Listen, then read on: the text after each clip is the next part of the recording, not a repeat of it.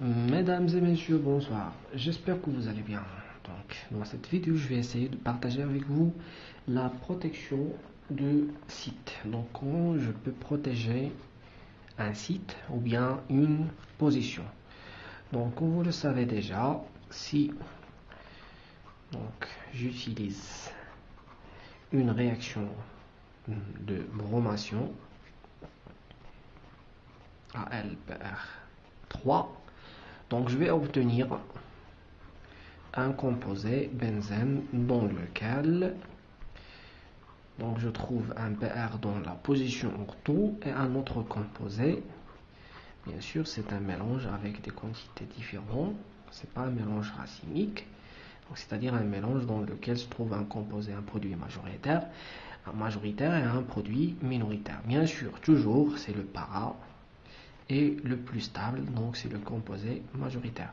Pourquoi le para est beaucoup plus stable? Parce que plus on s'éloigne, plus on minimise le gène stérique. C'est les lois de la proxémique, comme elle a dit Monsieur Nou. Donc, le Br ici est plus proche, donc on n'a plus de gène stérique. Pour cette raison, ce composé-là, il est minoritaire. Donc, voilà, comme vous voyez ici, si je veux protéger cette position, c'est-à-dire que je ne veux pas obtenir un composé dans lequel le brom se trouve dans la position para. Donc si mon médicament, par exemple, le Br se trouve seulement dans la position ortho. Donc comment je peux éviter la bromation dans la position para? C'est ce qu'on appelle la protection de site ou bien la protection de position. Donc pour ce faire, on va accéder par la réaction de sulfonation.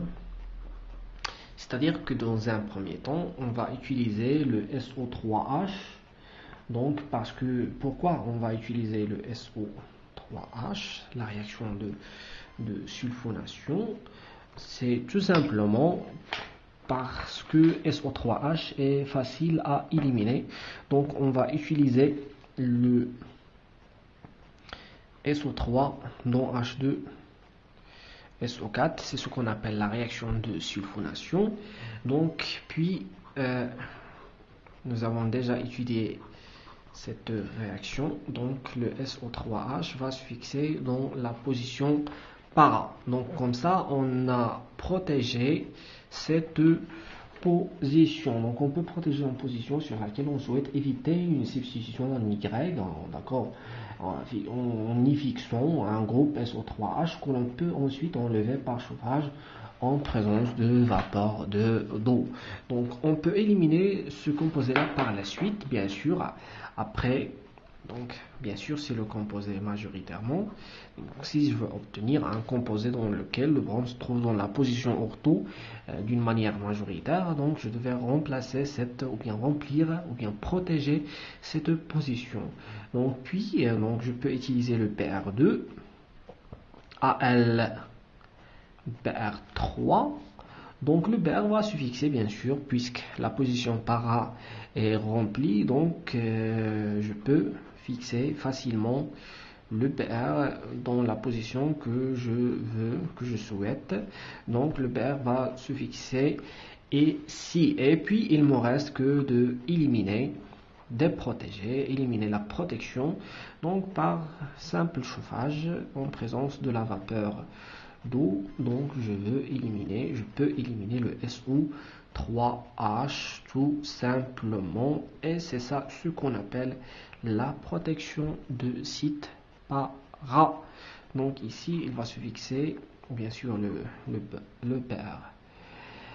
Merci de votre attention. Si vous avez des questions, n'hésitez pas de les commenter, de les poser dans les commentaires. Courage à tous et n'oubliez pas de partager la vidéo avec vos collègues. Le bonheur, la connaissance ne diminue jamais lorsqu'il est partagé. Courage!